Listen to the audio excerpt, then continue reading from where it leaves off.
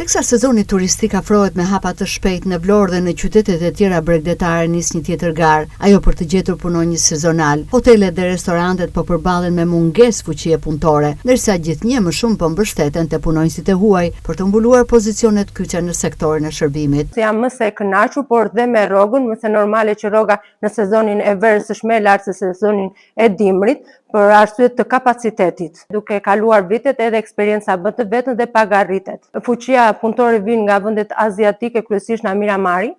Më se normale unë për turizëm kam mbaruar dhe presi të punoj në këtë fushë. Unë kam gati 13 vite që punoj në kuzhi dhe këtë pjesë e bëj me pasion edhe me qef. Me pagën tani për tani jena të kënaqur, sepse janë ngritur dhe duke bërë për sezonin veror. Pagat kanë ndryshuar, jemi të kënaqur tani për tani dhe kushtet e punës i kema goxha mirë. Se po mos kishim kushtet s'do punonim dot. Po unë do vazhdoj të punoj sepse ky është profesioni im. Në mungesë të stafit vendas bizneset e Bregdetit Vonjat po kthejnë syt nga tregjet aziatike të punës, tashmë punëtor nga Bangladeshi, Filipinet, Madagaskari dhe vende të tjera të larta janë bërë pjesë e përditshmërisë në kuzhina, pastrim, shërbim e deri te detajet më të vogla të mikpritjes. Bizneset në fushën e turizmit kanë nevojë për staf mbështetës dhe pozitat më të kërkuara janë ndihmës kuzhinierët, kamarierët, pastruesit dhe mirëmbajtja e bizneseve në tërësi. Ne sjellim punonjës nga Madagaskari dhe duke qenë se ky shtet ka një nivel jetese të ulët krahasuar me atë të Shqipërisë, të gjithë personat që ne sjellim në Shqipëri kanë shumë dëshirë që të vinë të punojnë këtu, duke e parë shtetin tonë me turizmin në rritje si një mundësi të artë për të përmirësuar jetët e tyre.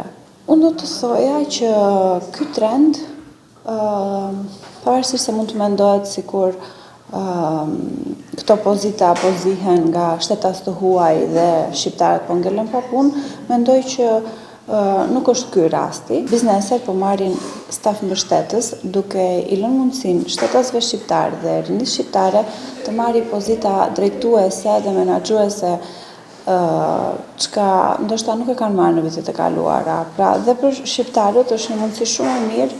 Atëherë, sfidat më të mëdha që me të cilat përballen punonjësit sezonal, do të thoja janë bariera e gjuhës dhe normat kulturore që kemi në vendin tonë, si edhe deri diku procedurat komplekse ligjore me të cilat duhet përballen për të përfituar leje qëndrimi në vendin tonë. Punonjësja nga Madagaskari, Malala Mania, është pastruese në hotel dhe thotë se është këtu prej 3 muajsh, paguhet 500 euro, plus akomodimin. Ndihet e privilegjuar për këtë, pasi rrogat në vendin e saj janë vetëm 80 euro. Operatorët turistikë pranojnë pa shumë diplomaci gjetja e stafit shqiptar është vërtuajse e pamundur. Ajo që dikur ishte një vështirësi sezonale, tani po merr përmaset e një krize strukturore. Dhe punëtorët e huaj shihen si një zgjidhje emergjente për një problem që nuk po zgjidhet në rrënjë. Jemi në prag të fillimit të sezonit turistik. Ky sezon quhet sezoni kulturor dhe kemi shumë pronomtime nga grupet të huaja nga gjithë Europa dhe për ne është një sezon i rëndësishëm sepse kemi mundësinë të çojmë në të gjitha vendet, në të gjitha sitet kulturore, pra rezervimet janë 2 net në Shkodër, 1 në Tiranë, 2 net në Vlorë, 1 në Gjirokastër, Sarandë, pra është shumë i rëndësishëm për ne ky sezon. Pastaj vjen sezoni veror, sezoni plazhit që ne e quajmë, dhe jemi në kërkim të burimeve njerëzore çdo ditë. Të gjitha subjektet po shfrytëzojnë në maksimum të gjitha kërkesat që ata kanë nga punonjësit vendas dhe disa subjekte që nuk plotësohen, po lidhim kontrata me punonjës të huaj, aty ku janë lidhur marrëveshje midis shteteve, ku kemi nga Myanmari, ku kemi nga Nepali, dhe nga shumë vende të tjera. Kushtet e tyre të kontratës janë kontrata të mira, mund t'i quajmë, si subjekte marrin përsipër udhëtimin e tyre, pra biletat e avioneve derisa mbrin në destinacionin që ka kërkuar kontratën, akomodimin dhe pagat sipas kushteve të kontratës. Me ta ndihemi pak komod sepse i kemi stabil për një vit të paktën, sepse kontrata është 1 deri në 2 vjet. Të gjitha subjektet janë siguruar që të kenë hapësirat apo të kenë akomodimin e tyre dhe në bashkëpunim të plot me policinë kufitare, e cila i ndjek hapasapit të gjitha procedurat, hardhjes së tyre, e vendosjes në vendin e punës dhe akomodimin e tyre. Pra, ajo që ka rëndësi për ne është që të gjithë ata që duan një punë, të gjithë punonjësit vendas që duan një punë në sektorin e turizmit, tu japim informacionin e duhur, se shumë prej tyre mendojnë që pagat në këtë sektor janë akoma të ulta, jo është e kundërta, janë 2 fishuar apo 3 fishuar në 2-3 vitet e fundit dhe vazhdojnë të rritet. Pra, është një sektor që kushdo që kërkon një punë, e ka një punë me një pagë shumë herë më të mirë se sa ka qenë në vitet e kaluara. Do të jemi me një rritje pothuajse jo sa viti kaluar.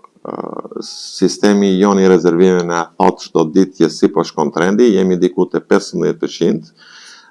Do të kishim dëshirë të ishte më shumë, por jemi mirë dhe me kaq sepse mungesa e shtretërve na bën që të jemi të kufizuar, kërkesat ka qenë pafund dhe për faktin që do të kemi dhe aeroportin e Vlorës që do të filloj funksionaliteti, shpresoj këtë verë.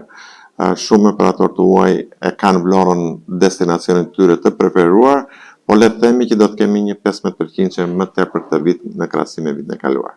Në këtë realitet të ri turistik, ku tuajt mbushin boshllëkun e lënë nga mungesa fuqisë punëtore vendase, lind një pyetje që nuk ka nevojë për zbukurime, apo e humbasin kontrollin me një sektor që dikur quhej motori i ekonomisë vendase.